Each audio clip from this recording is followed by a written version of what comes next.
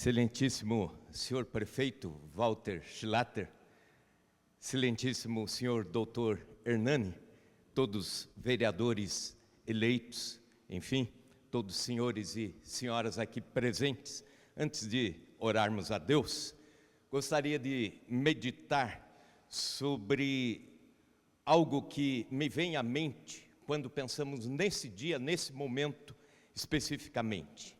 Salomão foi um dos principais reis citados na Bíblia Sagrada.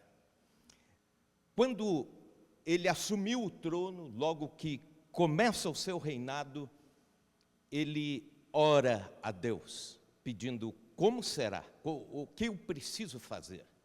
E Deus lhe aparece em sonho e diz: Salomão, pede o que você quer. E Salomão pediu sabedoria. Ele poderia ter pedido influência, poder, riqueza, ele poderia ter pedido muitas coisas, mas pediu sabedoria. E rapidamente aqui quero refletir sobre 3 tipos de sabedoria que Salomão teve. Eu creio que cada governante precisa ter esses 3 tipos de sabedoria. Primeiro, a sabedoria que traduz inteligência em justiça. Parece que a primeira demanda que Salomão teve como rei sobre Israel foi julgar uma causa muito simples entre 2 pessoas à margem da sociedade. 2 prostitutas que tinham 2 filhos nascidos muito próximos, e um morreu e a outra estava querendo o filho o filho que ficou vivo. E Salomão chamou as 2 e disse: já que vocês discutem sobre esta causa, me dá aqui a criança, me dá uma espada também. E ele iria então dividir aquela criança ao meio e entregar metade para cada uma que reivindicava ser a mãe daquela criança. No entanto, uma das 2 começou desesperadamente a dizer: não faça isso, deixe a criança viver, né? Que a outra fique com ela. E Salomão diz: então você é a mãe real dessa criança, e entrega a criança àquela mãe. Algo simples, mas que ao final de tudo, o texto bíblico diz: todo Israel ouviu a sentença que o rei havia proferido, e todos tiveram um profundo respeito ao rei, porque viram que havia nele sabedoria de Deus para fazer justiça. E esse tipo de sabedoria que traduz inteligência em justiça desafia a todos que têm alguma posição de liderança, que não estejam apenas no trono, na cadeira, no gabinete, mas envolvendo-se com os meandros, com as necessidades, com as histórias, com os detalhes dos cidadãos chapadenses. A sabedoria que traduz inteligência em justiça. Mas também o segundo tipo, a sabedoria que transforma relacionamentos pessoais em progresso coletivo. Salomão era bom de relacionamentos. Salomão, diz o texto bíblico, que ele escolheu uma equipe adequada. A sua visão de trabalho foi fomentada porque ele tinha uma equipe de trabalho muito boa. Cercou-se de pessoas que potencializaram o reino, fez alianças com reis vizinhos. O rei Irão de Tiro, por exemplo, foi um grande parceiro comercial de Salomão, e isso ajudou toda a região na época.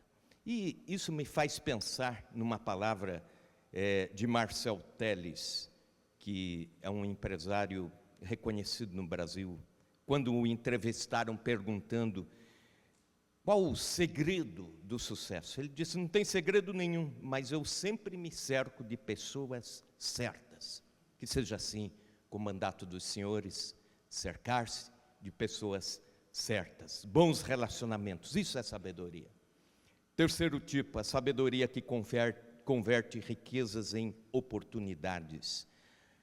Lá pelo meio do mandato de Salomão, ele recebe a visita de Sabá, aliás, da rainha de Sabá, de um reino próximo.